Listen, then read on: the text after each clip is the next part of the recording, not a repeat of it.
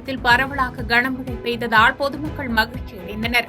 நாமக்கல் மாவட்டத்தின் பல்வேறு இடங்களில் பரவலாக மழை பெய்யக்கூடும் என ஏற்கனவே வானிலை ஆய்வு மையம் தெரிவித்திருந்த நிலையில் நாமக்கல் மாவட்டத்தின் பல்வேறு இடங்களில் ஆங்காங்கே மழை பெய்து வருகிறது. இந்நிலையில் பள்ளிப்பாளையம் சுற்றுவட்டார பகுதிகளில் பரவலாக கனமழையானது பள்ளிப்பாளையம் திருச்செங்கோடு சாலை, குமாரபாளையம் சாலை, சேலம் சாலை உள்ளிட்ட பல்வேறு இடங்களில் கனமழை பெய்ய துவங்கியது.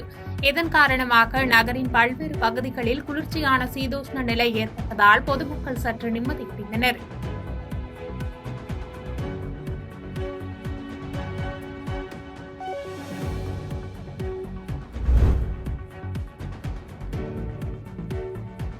செங்கம் அருகே கழிவுநீர் கால்வாய் ஆக்கிரமிப்பை அகற்றக் கோரி 2 மணி நேரத்திற்கும் மேலாக கிராம மக்கள் தொடர் சாலை மறியலில் ஈடுபட்டது பரபரப்பை ஏற்படுத்தியது.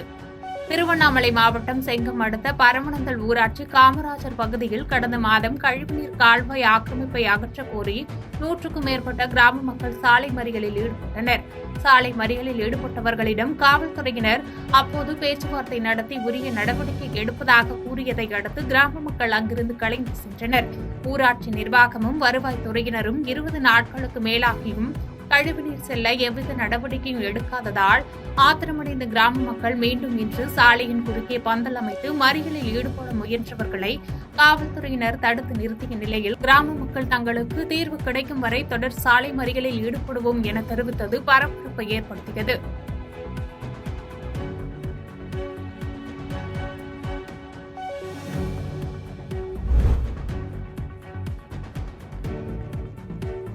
ஆனைமலையில் முன்னாள் பிரதமர் ராஜீவ்காந்தி நினைவு உபசரிப்பு விழா நடைபெற்றது.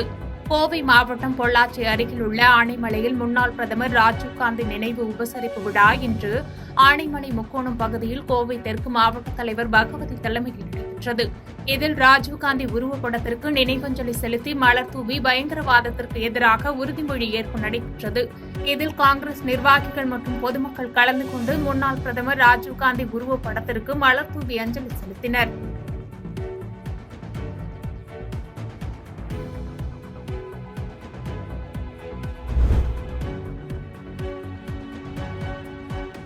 ஸ்ரீபெரும்புதூரில் முன்னாள் பிரதமர் ராஜீவ்காந்தியோடு உயிர் நீத்த 9 காவலர்களுக்கு முன்னாள் டிஜிபி தேவாரம் அஞ்சலி செலுத்தினார். காஞ்சிபுரம் மாவட்டம் ஸ்ரீபெரும்புதூரில் கடந்த 1991ஆம் ஆண்டு தேர்தல் பிரச்சாரத்திற்காக வந்திருந்த அன்றைய பிரதமர் ராஜீவ்காந்தி மனித வெடிகுண்டு தாக்குதலில் உயிரிழந்தார். இந்த கோர தாக்குதலில் பாதுகாப்பு பணியில் ஈடுபட்டிருந்த ஒரு டிஎஸ்பி உட்பட 9 காவலர்கள் என மொத்தம் 15 பேர் உயிரிழந்தனர். 20க்கும் மேற்பட்ட காவலர்கள் பலத்த காயமடைந்தனர். இந்த நிலையில் 33வது ஆண்டு நினைவு நாளை முன்னிட்டு ஸ்ரீபெரும்புதூர் காவல் நிலைய வளாகத்தில் உள்ள நினைவு தூண் அருகே உயிர்நீத்த காவலர்களுக்கு காஞ்சிபுரம் மாவட்ட காவல் கண்காணிப்பாளர் சண்முகம் தலைமையில் அனைத்து காவல் நிலைய காவலர்களும் அஞ்சலி செலுத்தினர். இந்நிகழ்ச்சியில் சிறப்பு விருந்தினராக பல்வேறு தாக்குதலில் காயமடைந்து காவலர்களின் அடையாளமாக திகழ்ந்த முன்னாள் டிஜிபி தேவாரம் கலந்து கொண்டு உயிர்நீத்த காவலர்களுக்கு அஞ்சலி செலுத்தினார். இறுதியில் இந்திய திருநாட்டில் தீவிரவாதத்தை வேரோடு களைவோம் என உறுதிமொழியேற்றனர்.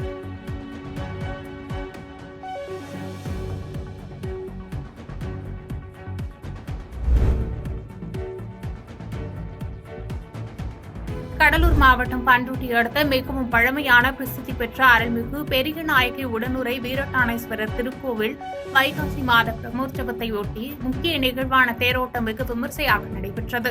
முன்னதாக பெரியநாயகி வீரட்டானேஸ்வரர் முருக விநாயகர் உள்ளிட்ட சுவாமிகளுக்கு தேரோட்டத்தை முன்னிட்டு அபிஷேகம், புஷ்பமலர் அலங்காரம், அதனைத் தொடர்ந்து மகா தீபாராதனை நடைபெற்றது. திரளான பக்தர்கள் தேரை வடம்பிடித்து இழுத்து தங்கள் நேர்த்திக் கடனை செலுத்தினர். இதனை காண சுற்றுவட்டார பகுதியில் இருந்து ஏராளமான பொதுமக்கள், பக்தர்கள் கலந்து கொண்டனர். பாதுகாப்பு கருதி பண்ருட்டி காவல் ஆய்வாளர் கண்ணன் தலைமையிலான போலீசார் பாதுகாப்பு பணியில் ஈடுபட்டிருந்தனர்.